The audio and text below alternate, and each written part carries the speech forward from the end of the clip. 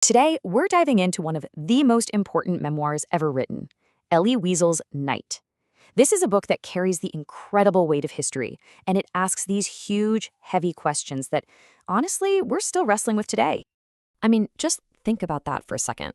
This isn't some hypothetical question. It's a historical reality, and it's the very foundation of this entire story. And when the absolute unthinkable just becomes routine, what happens to the things we all lean on? What breaks down, and what, if anything, can possibly survive that? See, these questions aren't just abstract puzzles. Night doesn't give you any easy answers. Not at all. Instead, it forces you to look these profound challenges right in the eye through the experience of someone who actually lived through it. This is why it's so crucial to understand.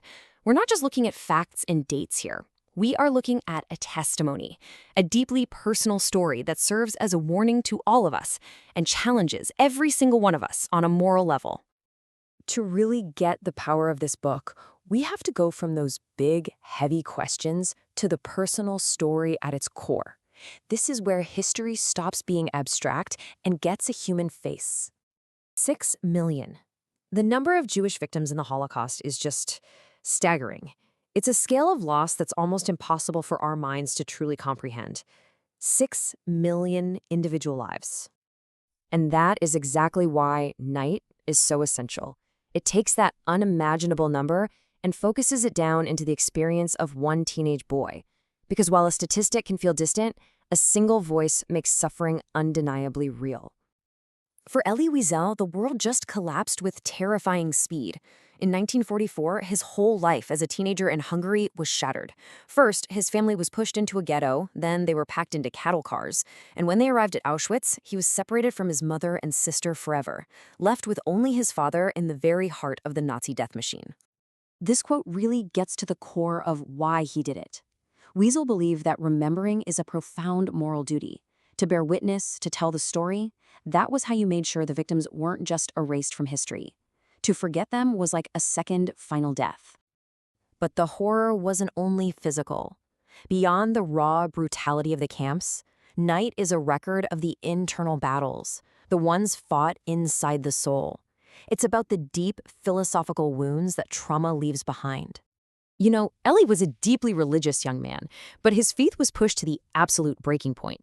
How could a just God exist in a world where you see children thrown into flames, where an innocent boy can be hanged, and your God is just silent? The raw emotional honesty about this crisis is one of the book's most powerful parts. A central idea here is the critical concept of dehumanization. This is the psychological weapon that makes genocide possible. It's a systematic process of convincing one group of people that another group isn't fully human. The Nazis stripped away every single piece of a person's identity. First, prisoners lost their names. Then they became numbers, tattooed right onto their arms. And finally, they were treated as objects, just tools to be used up and then thrown away. This whole process was designed to make cruelty feel justified.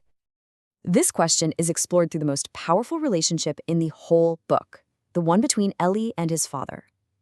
As they fight to survive, that bond is tested in unimaginable ways.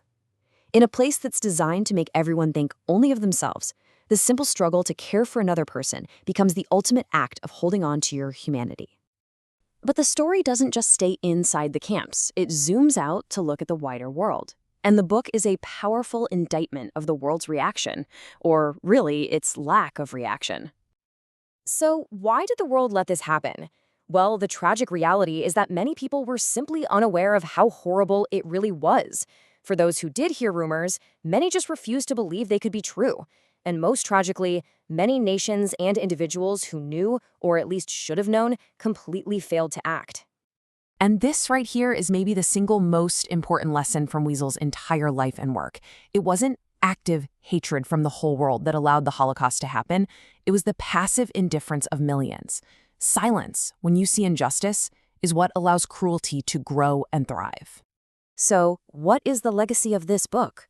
It is not just some historical document. It is a living warning that is just as urgent today as it was the day it was first written. When Night was published back in the late 1950s, the world wasn't really eager to listen. Many survivors were silent. The trauma was just too painful to talk about. Wiesel's memoir was groundbreaking. It shattered that silence and forced the world to confront the human reality of the camps, really cementing this idea that remembering is a vital, active responsibility. And why should you care about this today? Because the dangers that Knight warns us about are absolutely still with us. Prejudice and hatred persist. Genocide has happened again since World War II. Misinformation can poison minds faster than ever. This book is a stark reminder that our rights, our very humanity, are fragile. They must always be defended. This is why reading Knight is not a passive act. When you engage with Elie Wiesel's testimony, you're taking on a piece of that responsibility to remember. You become a link in the chain of memory. You become a witness to what happened. And that leaves us with the ultimate challenge this book poses. It's a question it asks every single reader in every generation. In the face of injustice, in the face of cruelty, what will you do?